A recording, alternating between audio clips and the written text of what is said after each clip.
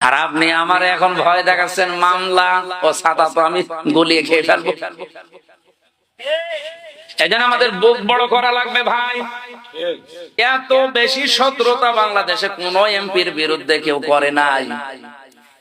আমার একেবারে সেই 11 সাল থেকে শুরু করে কাটসাট ভিডিও গুলো এনে 64 জেলায় ওরা 64টা মামলা পর্যন্ত দিয়েছিল। কে দিয়ে? আমি একটা উদাহরণ দিতে গিয়ে 8 জনের নাম বলেছিলাম, তার ভেতরে আরাফাত রহমান, ওনার নামটাও ছিল। ওনার নামের শেষে যে দুটো শব্দ আছে, ওই শব্দটাকে আমি বলেছিলাম এটা যদি কয়কার না দিয়ে কেউ কয়হস্য দেয় তাহলে পাল্টিয়ে যায় নামটা। এইরকম আরো 8টা নাম বলেছিলাম, সেগুলো বলে নাই। এই 15 সেকেন্ডের ভিডিও ছেড়ে 64 জেলায় 64টা মামলা দিয়েছে। ওরা মনে করেছিল মামলা দিলে মনে হয় এ বসে যাবে। আরে ভাই, আমি তো আয়না ঘরে থাকা মানুষ। জেল তো আমার কাছে শ্বশুর বাড়ি মনে হয়। আয়না ঘরে থেকে আমি ফাঁসির কন্ডেম সেলের ভেতরে ছিলাম 3 বছর খেয়ে না খেয়ে। আমি ঝুলেছিলাম প্রায় 11 ঘন্টা, মাথা নিচের দিকে পা উপরের দিকে দিয়ে। মাওলানা আব্দুল হাই সাইফুল্লাহ ভাই আমার বড় ভাই, আমি চাই আমাদের বুক যেন এরকম বড় হয় নবীদের মতো। প্রতিটি নবীর বুক ছিল বড়, তার মানে বুকের ভেতরে সাহস ছিল আর পেট ছিল একেবারে ছোট। আজ বাংলার আলেম ওলামা গুলো যদি আমরা বুক বড় করতে পারতাম, বুকের সাহস নিতে পারতাম, আমার মনে হয় রাম বাম আর জেনারেল মানুষগুলো আলেমদের কদর আরো বেশি করত। এ দোষ শুধু আমাদের নিজেদেরই। আমি বুক বড় বলতে কিন্তু শুধুমাত্র একেবারে ডোনাল্ড ট্রাম্পের মতো এভাবে বুক বড় বোঝাইনি। এর ভেতরে সাহস লাগবে, ঈমান লাগবে। হযরত লোকমান বলেন, আমি নবীদের কাছে 4000 নবীর কাছে এইটা পেয়েছিলাম, 4 নম্বরে পেয়েছি প্রত্যেকটা নবীর কাছ থেকে যে কথা বলতে হলে হিসাব করে বলা লাগবে।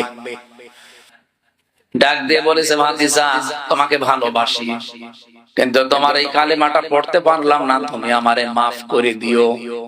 বলেন তো মাফ করার মালিক কে? রাসূলুল্লাহ। আরো জোরে বলেন। মাফ করার একচ্ছত্র মালিকানা যে আল্লাহর। কোথায় আছে বলেন তো? কোরআনে আছে কোন জায়গায়? বলেন।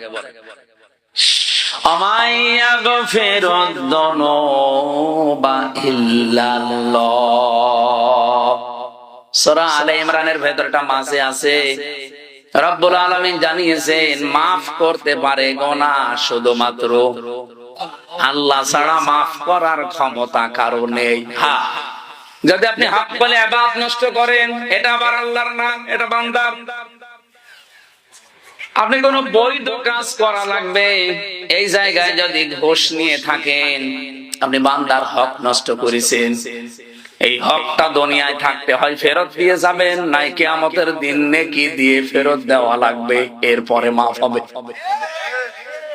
আল্লাহর সাথে যে অধিকার গুলো, এগুলো আল্লাহ মাফ না করলে পৃথিবীর কারো বাবারও ক্ষমতা নেই মাফ করার। এজন্য আমাইয়াগফিরুয যুনুবা ইল্লাল্লাহ, জামবুন দাইন, যুনুব বহু বছর, কোন গুনাহ কেউ মাফ করতে পারে না ইল্লাল্লাহ, আল্লাহ ছাড়া।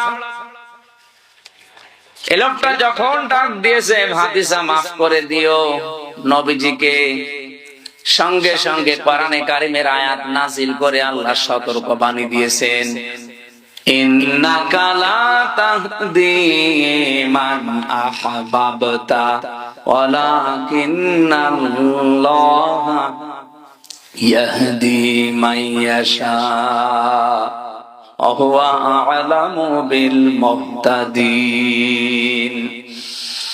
সূরা কসসের ভেতরে আছে 56 নম্বর আয়াতে, নিশ্চয় হে নবী আপনি যাকে চান তাকে হেদায়েত দিতে পারেন না, আমি আল্লাহ যাকে ইচ্ছা করি তাকে হেদায়েত দান করি।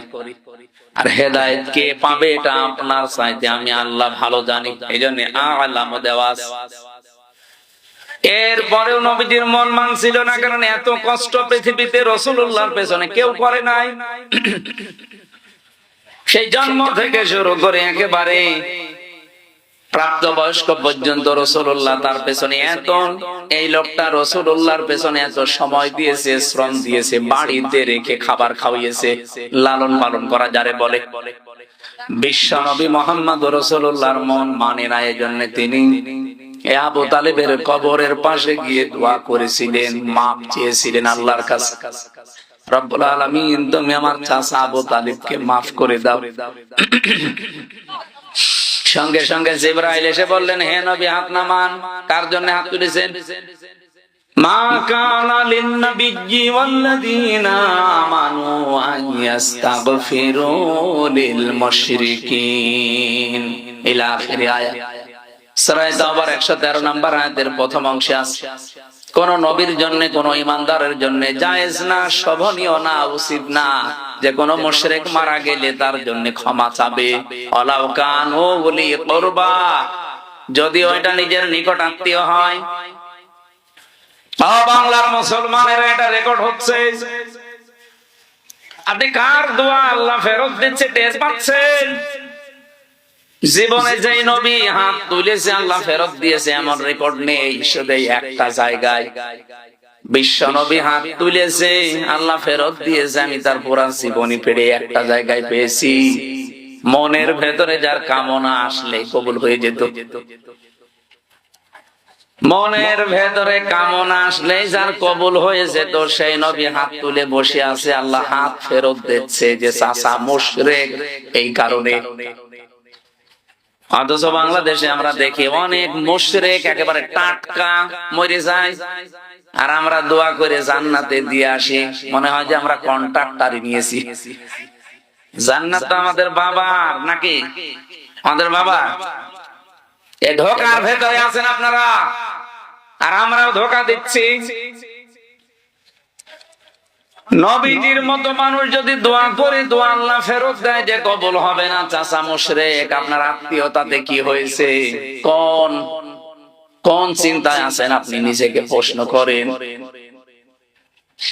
এত ভালোবাসা মহব্বত দেখিয়ে লোকটা মাপ পায়নি, শুধুমাত্র তার জীবনে অনুসরণ ছিল না রাসূলুল্লাহর। আল্লাহ পাক এজন্য সূরা আলে ইমরানের 31 নম্বর আয়াতে জানিয়েছেন, যদি আল্লাহকে ভালোবাসি এ কথা প্রমাণ দিতে চাও, আমার রাসূলুল্লাহকে অনুসরণ করার মাধ্যমে দাও।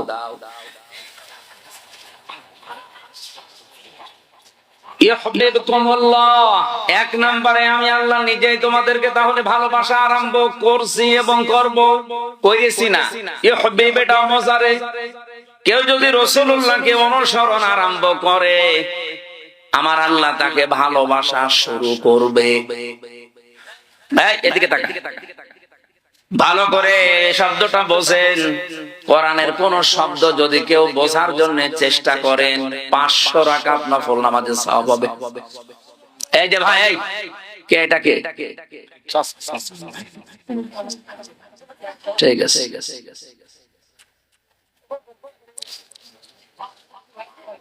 আল্লাহ পাক বলেন, আমি যদি কাউকে ভালোবাসা আরম্ভ করি, কয়েকটা পুরস্কার তাকে দেই। ওয়াগফির লাকুম যুনুবাকুম আল্লাহু গফুরুর রহিম। এক নম্বরে আমি আল্লাহ নিজে তাকে মাফ করে দিচ্ছি এবং দেব।